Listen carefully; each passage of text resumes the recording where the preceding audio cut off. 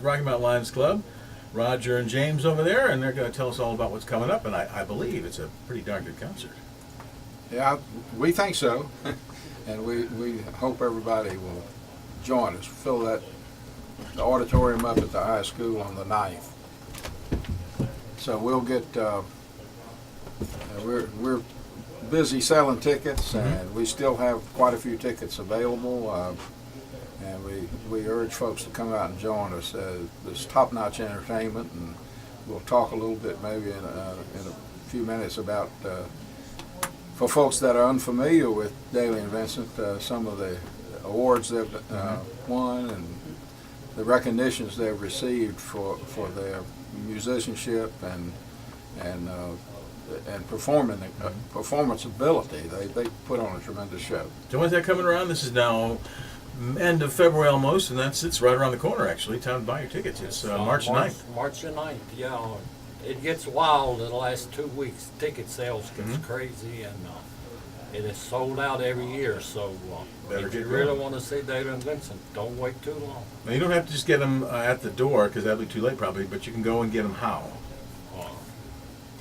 Go ahead. Find Okay. Roger. Yeah, well, let's go. See Roger walking down the street, stop him. Yeah, yeah. I usually have some in my pocket. Okay. But no, they can get them locally at Haywood's Jewelers here on Franklin Street, downtown Rocky Mountain. Redwood Minute Market has tickets available, and also the Fair Minute Market. Okay. And of course, for those out of town, just call James. Or Roger. Oh, whoever pick up a phone first. Yeah. So you both numbers are on here, right? Both our numbers are on the phone. Okay. And but just call us and we'll get them to you in the mail. And Is there a contest? You know, who gets the most tickets? no, Okay. no, we don't get paid for that for some reason. No, better seating. Yeah, it used to be a MC the big, show. kind of a competition, friendly competition between Harold Ingram at Haywood's Jewelers and Ann and Tommy Robertson at Cox's Fashions. Now Ann and Tommy retired. Cox's is Gone. no longer there, so Harold's got the whole town to himself. He sells a tremendous number of tickets for us. Good. So just check their business hours. Make sure you can know when to stop by. Yeah, and he's been doing it for years. The community has really helped us make tickets available at a convenient place for the folks that want to go to the show, and we really appreciate their effort. All they get is a thank you. They're just glad to help out the civic groups in town and our concerts, which we've been doing now since 1984. So you want to get them early because there's little savings involved too, right? Yes, they're 25 in advance and 30 at the door. So if you want to save $5, Who doesn't? and I would venture to say there probably won't be any at the door. So that's something to keep in mind also. Okay. Unless you, Yeah, unless there's scalpers, and I don't want to talk about that. Yeah, and we'll No let, scalpers. We don't have that in Franklin County. Okay. yeah, on that Friday, if there are tickets left for sale at the door, we'll be letting you guys know here at WYTI, because y'all have always given us a tremendous boost, and you can let people know that there will be some available at the door. But James and I would love to just be able to sit back that last couple of days and say, whoop, we got a sellout. Yeah, we can say sorry, too late. Sit back and relax. No, there's no relaxing in the Rocky Mountain Lions Club, is there? This is just one of the things you guys do. Yeah, we're a small group.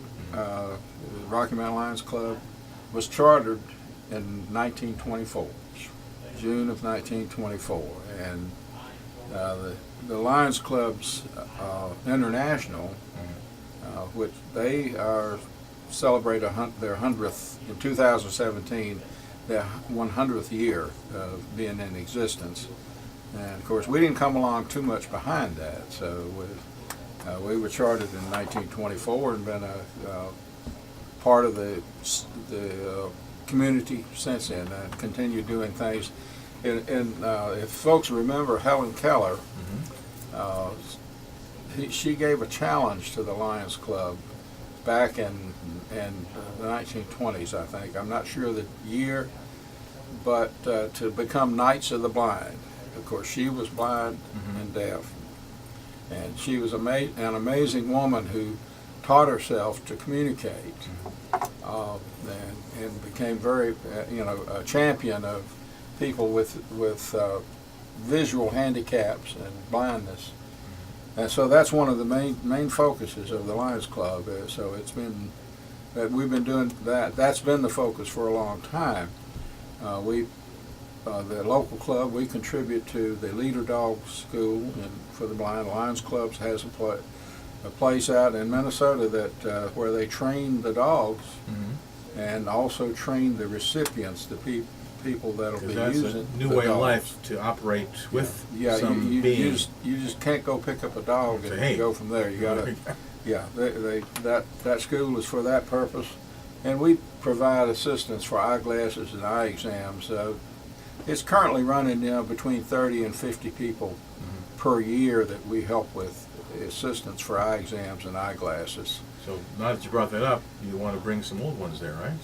People who've got some old glasses lying around. Oh yes, we accept glasses anytime, anywhere. If you see a line, you got glasses. But you'll have a box there or something at the concert, possibly? Yes, we'll have a box there at the concert.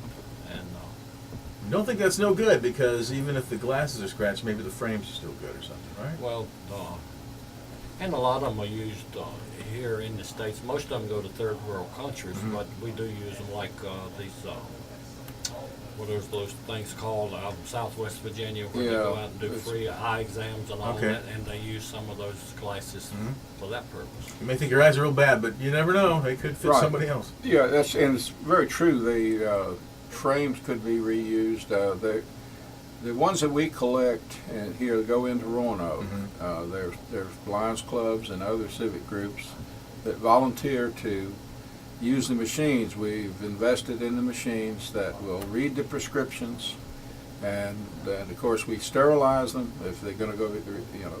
We do take care of that. Make sure there's no bacteria or disease could be spread by the way we do it. So we sterilize them, read the prescriptions, and then sort them and identify them by prescription and by whether they're for boys, girls, or adults. Because the width of the frame sometimes has something to do with it. Right. Sure. Lens to fit the frame. Right, right. And you might have to switch.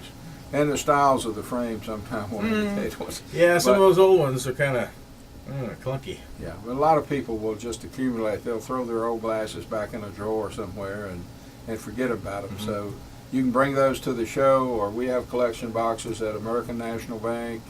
Any optometrist or optician will collect the old glasses for us, and we certainly when someone is having trouble with vision and they don't have the money to go pick out their own frames and so forth, they don't care. No, they just want to see better. Can you see better? Well, okay, that's what they're looking for. So that's one of our ongoing programs. We give a scholarship to local high school senior each year, and we also have been providing some scholarships to campers for the 4-H camp and the summer camp. Children that maybe the families don't have the resources to send them to camp, and so we assist the folks at the extension office with the 4-H program for the camp that's held down at Smith Mountain Lake each summer.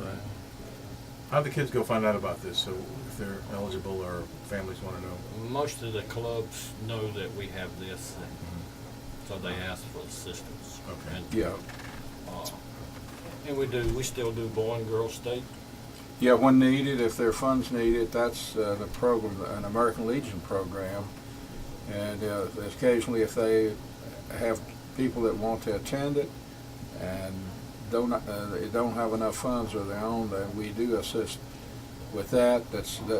Some years they have enough funding to take care of all the campers, but little things like that. Plus, we just support this Donna Sink Pediatric Fund too. It's a memorial fund that's been established to help.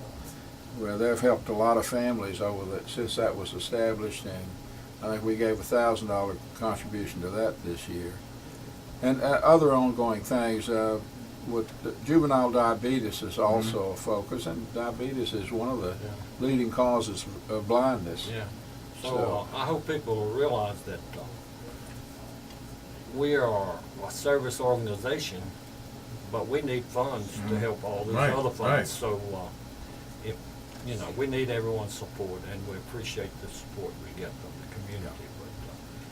But just our money just don't come out of thin air. We have to No, work for money it. doesn't apparently. Unfortunately, I wish it did, but it doesn't. Yeah. So if anybody wants to get involved in the Lions Club or has a yes. contribution or whatever can help maybe in non-monetary ways, who do they get in touch with how? Yeah. Well, we meet y'all change it every time, every second Monday of every month. And normally we meet at Franklin Restaurant Okay. at 6 o'clock. They contact second any Monday. Lions Club member, and we welcome anyone that wants to get out, meet some people, do some things to do good in the community. The majority of our funds stay right here in Franklin County. We help with a lot of other projects that we're not mentioning. And for example, the Virginia Hearing Foundation, we usually make contributions to that, and they will collect old hearing aids. If people have hearing aids that are no longer used, if they're serviceable, you turn them in, and there's some people in Roanoke that'll go through them, test them out, make sure that they're working, and we can donate those to people that can't afford to purchase their own hearing aids. So there's so many different things that come up. We take a bunch of youth projects, and we took about 20 kids to Salem On the Bridge baseball kids. game, from the program at the Henry Ford Center, Okay. and so a lot of things like that come up that we'll do, and folks come out. We're telling you a lot about what we do as Lions, but don't miss this show, because anybody that's not familiar with Dailey and Vincent, it's not pure bluegrass. They do a lot of things like the old Statler Brothers. The Statler Brothers put an album out. are great, and they're Grand Ole Opry members. They're 5-time Grammy Award winners individually. Now, these as individuals, that's Jamie Dailey and Darren Vincent. They're 3-time Grammy Award nominees collectively as a group, and 4-time Dove Award winners, and winners of 35 International Bluegrass Music Association awards altogether. They've been performing as Dailey and Vincent. They all had careers beforehand. Jamie Dailey with Doyle Lawson and Quicksilver is one thing, and I think Darren Vincent was a member of Ricky Skaggs' band at one time. So, they've been in the business a long time, and they just by happenstance got together and sang some together, and worked so well together. So 10 years ago, they formed Dailey and Vincent and went out on their own, and they're going strong now. They got that RFD channel TV show, and I think they've got a new release. They have a live CD called Dailey and Vincent Alive. That was the last live performance CD they did. But they got one now that's really really a great CD. It's called Patriots and Poets, and that's on that CD. They bring in some other artists. Steve Martin, the banjo comedian and banjoist. Doyle Lawson, Bella Fleck, David Rollins, other musicians make appearances on that CD. Did Darren convince his sister to play? No. Well, I'm not sure whether she's. Whether Rhonda's on that CD or not. She should have been. I don't know. I don't know if she is or not, but I've heard them talk about it. They rarely ever get to see one. Yeah, they're on because of their completely different schedules. And so, but they were on some Friends and Family on the RFD channel. They were on there together a couple of weeks ago, Good. and sung and performed on that show. Nice. So it was nice to see them, and their mother was with them. So it was a family thing, family harmony show, and so they did performed on that. So. Okay, all right. Very talented family, but yeah, this is one of the better shows that you'll see in Franklin County, bar none, even the Harvesters shows. So, Yeah. Okay. But yeah, we are proud of this show, and it is very entertaining, and like he said, it's not strictly bluegrass. They do a little bit of everything, and they don't claim to be strictly bluegrass. They claim, you know, we are who we are, and we do what we do. And As a matter of fact, Jamie recently, I saw a little clip he did somewhere, but he was saying that, you know, a lot of traditional bluegrass people, the purists or diehards, don't like to see a drum set on stage. But they have brought that in because they want to do a wider variety of types of music. And but you know, their show is still great, and I think a lot of people will come to see them. But Jamie said, well, we may have lost a few of those extreme traditionalists, but good music is good music. They're doing great, and they're great guys, Christian men, and they'll provide 90 minutes of great entertainment. great entertainment. And take my word for it, I'm a musician of sorts myself.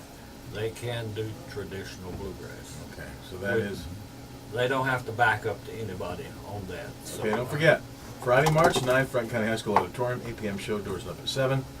483-0904, 483-5360, 25 in advance. Haywood's Jewelers, Fair Minute Market, Raywood Minute Market. I want to thank you, gentlemen, for being here today, and I appreciate your time. thank you. Thank you, Carl.